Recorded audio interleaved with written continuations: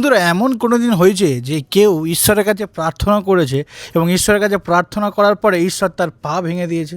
বাইবেলে এমন একটা ঘটনা আছে যে একজন ব্যক্তি সেই ঈশ্বরের কাছে বারবার প্রার্থনা করতে যে আমাকে প্রার্থনা উত্তর দাও, কিন্তু ঈশ্বর তার পা ভেঙে দিয়েছে। আসুন আজকে তাহলে সেই বিষয়টা জানি। ইসাহাকের দুটো পুত্র ছিল, জাকব এবং ঐশ্বর, এবং ঐশ্বর ছিল বড় এবং জাকব ছিল ছোট। আশীর্বাদ পাওয়ার যোগ্য ছিল ঐশ্বর, কিন্তু চিটিং করে জাকব কিন্তু আশীর্বাদটা পেয়ে যায়, এবং তখন থেকেই বড় ভাই তার ছোট ভাইয়ের প্রতি রাগ ছিল যে আমার ভাইকে পেলেই আমি মারবো, কারণ সে আশীর্বাদ নিয়ে ওখান থেকে পালিয়ে গেছিলো। এই ঘটনা হয়তো আপনারা ভালো করে জানেন। 20 বছর পরে সে যখন বাইরে আসলো নিজের পরিবারকে বড় করবে বলে, তখন সে শুনলো যে 400 জন লোক নিয়ে তার দাদা ঐশ্বর আসছে, এবং সে ভয়ভীত হয়ে গেছিলো।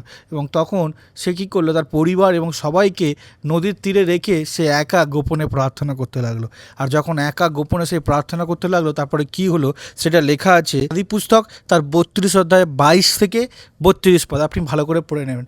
তো সেইখানে সে যখন প্রার্থনা করছিল, একজন ব্যক্তি তার সামনে আসলো, এবং সেই ব্যক্তিটাকে পরবর্তীকালে চিহ্নিত করা হলো যে সে ঈশ্বর। এবং সে তাকে জড়িয়ে ধরে, তার পায়ে ধরে, তাকে জড়িয়ে ধরে বলছে আমাকে আশীর্বাদ করো, যতক্ষণ না তুমি আমাকে আশীর্বাদ করবে ততক্ষণ পর্যন্ত আমি তোমাকে ছাড়বো না। সে সারা রাত ধরে তার সাথে প্রার্থনা করতে লাগলো, তাকে রিকোয়েস্ট করতে লাগলো জড়িয়ে ধরে, প্লিজ তুমি যতক্ষণ না আমাকে আশীর্বাদ দেবে আমি তোমাকে ছাড়বো না বলে সে পা ধরে সারা রাত ধরে সে পড়ে কান্নাকাটি করতে লাগলো। কারণ কি, সে জানে যে তার দাদা তার প্রতি খুব ক্ষুদ্র, সে কিন্তু তার পরিবারকে এবং তাকে পুরো মেরে দিতে পারে।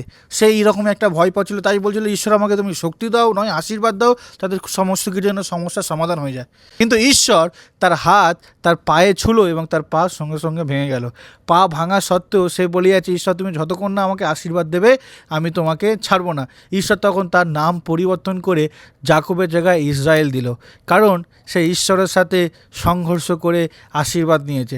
তাই ঈশ্বর সেই জায়গায় ইসরায়েল নাম নিল। তাই জাকবের নাম অনুযায়ী কিন্তু এখন যে ইসরায়েল দেশটা আমরা দেখতে পাই, সেই ইসরায়েল নাম হয়েছে, নামটা হয়েছে, এটাই হলো সেই ইতিহাস। কিন্তু পাটা ভেঙে দিল, ঠিক আছে, সে আশীর্বাদ চাইছিল, ঈশ্বর জাকবের পাটা ভেঙে দিল। সে যখন দেখতে পেলো তার দাদা আসছে, সে খুব ভয়ভীত, এবং তার পরিবারকে বাঁচানোর জন্য সে সবার প্রথমে সে আস্তে আস্তে হেঁটে হেঁটে খুঁড়িয়ে খুঁড়িয়ে সামনে যেতে লাগলো। সেই পা ভাঙা যখন দেখতে পেলো যে আমার ভাই খুঁড়িয়ে খুঁড়িয়ে আসছে, সেইটা দেখে করুণা হয়ে তার দাদা তাকে আর মারলো না, কোনো ক্ষতি করলো না, তাকে জড়িয়ে ধরলো, তাকে আপন করে নিল। এই স্টোরি থেকে আপনি কি শিক্ষা পেয়েছেন আমি জানতে চাই, আপনি কি শিক্ষা পেয়েছেন? তাই কমেন্টের মাধ্যমে আপনি জানান আপনি কি শিক্ষা পেয়েছেন।